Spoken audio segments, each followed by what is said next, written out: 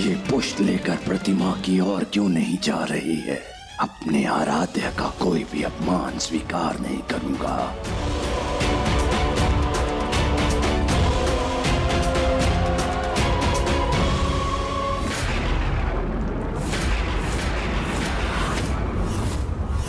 मेरे लिए मेरे स्वामी, मेरे आराध्य आप ही हैं।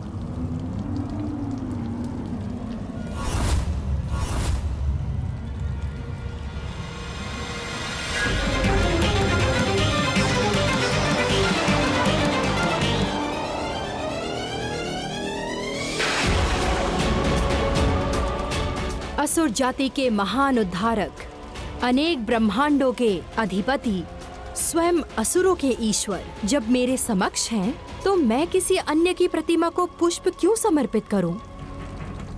यहाँ तो एकमात्र आप ही की पूजा होनी चाहिए असुर महानायक। अनुचित है ये।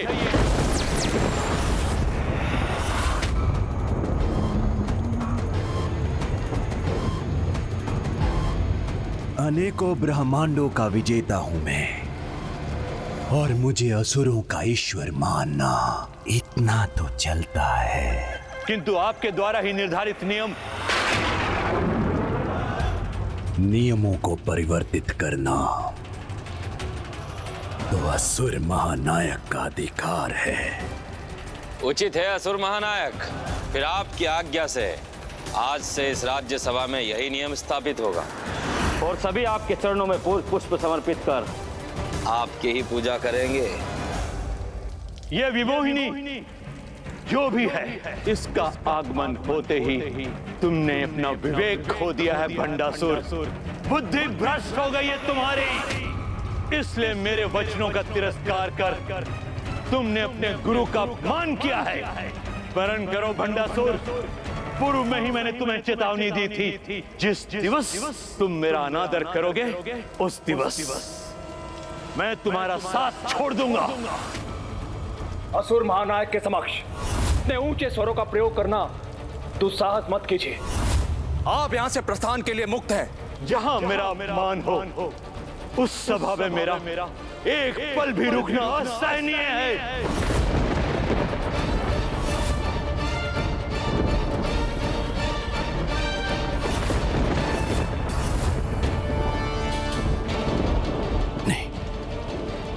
वशीभूत होकर ये उचित नहीं किया मैंने। मुझे गुरुदेव को रोकना चाहिए।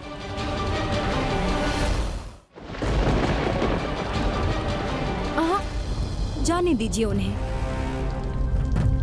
आप स्वयं असुरों के ईश्वर हैं। आपको भला किसी गुरु की क्या आवश्यकता है? काम के वश में है संसार। इतने मधुर वचन अनुचित नहीं हो सकते। कहो देवी विमोहिनी, क्या चाहिए मुझसे? मैं और मेरी सखियों के यहाँ निवास हेतु मात्र एक उपयुक्त निवास स्थान। सखिया? अमृत रागन, अवश्य वो भी इसी के समान अत्यंत सुंदर होगी।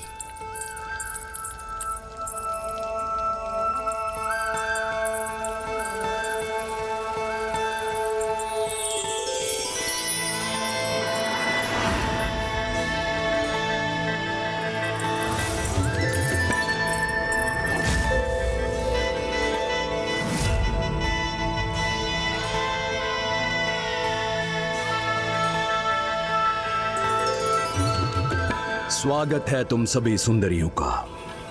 आज से तुम यही निवास करोगी, हमारे मध्य में, हमारे बीच।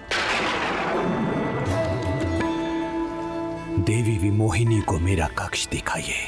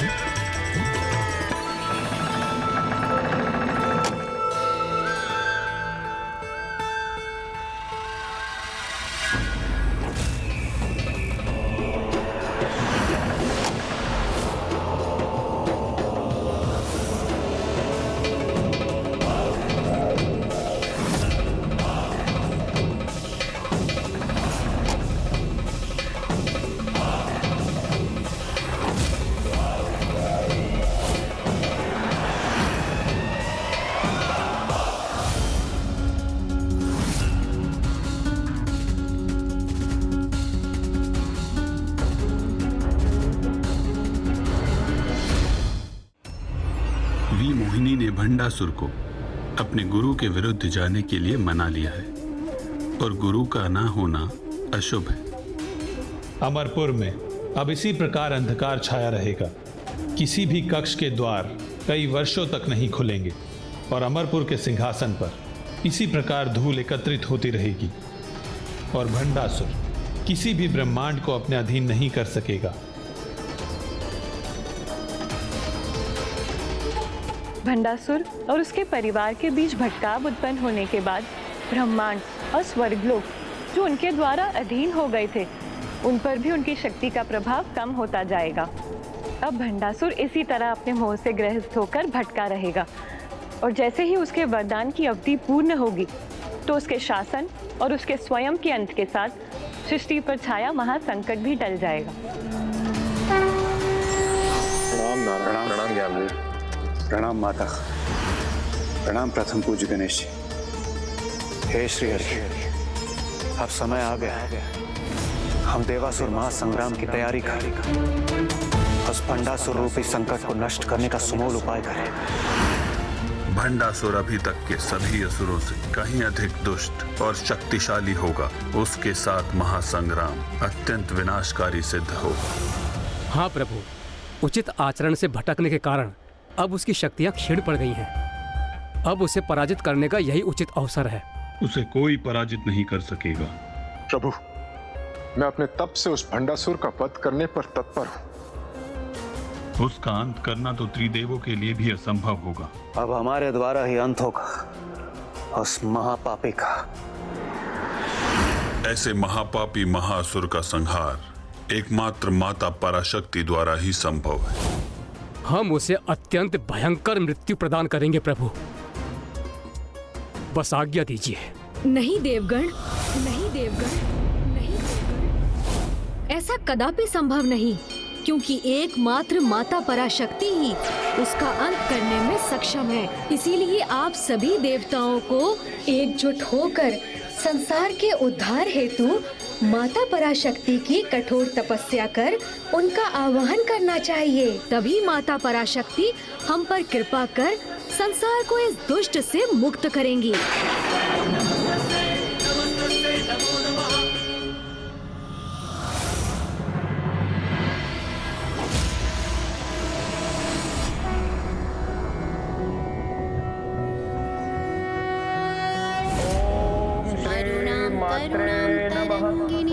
ओम श्री मात्रे नमः।